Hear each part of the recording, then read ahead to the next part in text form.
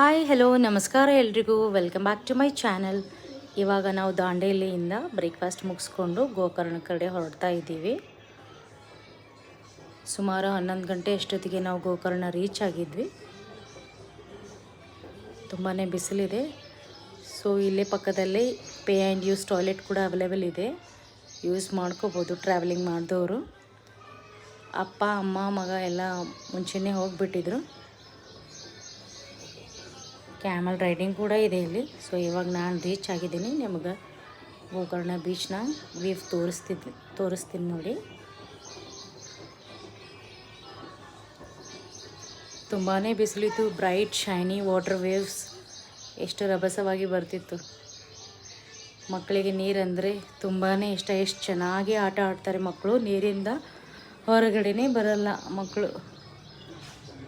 ನಿಮಗೆ ಹಿಂದಿನ ವ್ಯೂ ತೋರಿಸ್ತೀನಿ ನೋಡಿ. ಇವಳು ನನ್ನ ಮಗಳು ಮಾಹಿ ಅಪ್ಪನ ಜೊತೆ ಆಟ ಆಡ್ತಿದ್ದಾಳೆ ನೋಡಿ. ಹಿಂದಿನ ವ್ಯೂ ನೋಡಿ ಎಷ್ಟು ಚೆನ್ನಾಗಿ ಕಾಣಿಸ್ತಾ ಇದೆ.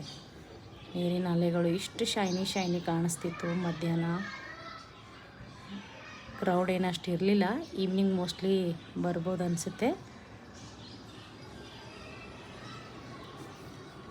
ಹರ್ಷಿತಲ್ಲಿ ಒಳಗಡೆ ಹೋಗಿ ತುಂಬ ಆಟ ಆಡಿದ್ನು. ಸೊ ನಾನು ಮಾಹಿಗೆ ದಂಡೆಯಲ್ಲೇ ಆಟ ಆಡಲಿಕ್ಕೆ ಕೂಡಿಸಿದ್ದೆ. ಸೊ ಅವಳು ಸ್ವಲ್ಪನೂ ಹೆದರಿಲ್ಲ. ನಾನು ಹೆದರ್ತಾಳೆ ಅಂದ್ಕೊಂಡಿದ್ದೆ. ಅಲೆಗಳು ಎಷ್ಟು ಬಂದವು. She was very happy in playing water. ತುಂಬ ಖುಷಿಪಟ್ಲು ಅಲೆಗಳು ಬಂದ ಕೂಡ. ನಂತರ ಹರ್ಷಿತ್ ಕ್ಯೂಟಿನ ಜಾಯ್ನ್ ಆದ ತಂಗಿ ಜೊತೆ.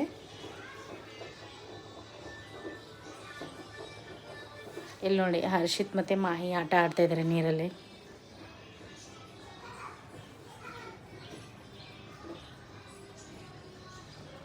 ಇವಾಗ ನಾವು ಇಲ್ಲಿಂದ 1 ಅವರ್ ಕಡೆ ಹೊರಟಿದ್ವಿ. ಮೋಸ್ಟ್ಲಿ 1.5 ಅವರಲ್ಲಿ ರೀಚ್ ಆಗ್ತೀವಿ ಅಂತ ಹೇಳ್ತಿದ್ರು. ಇದು ಆಗಿತ್ತು ನಮ್ಮ ಮಿನಿ ವ್ಲಾಗ್. ನಿಮಗೆ ಇಷ್ಟ ಆದರೆ ಲೈಕ್ ಮಾಡಿ, ಶೇರ್ ಮಾಡಿ, ಸಬ್ಸ್ಕ್ರೈಬ್ ಮಾಡಿ. Thank you.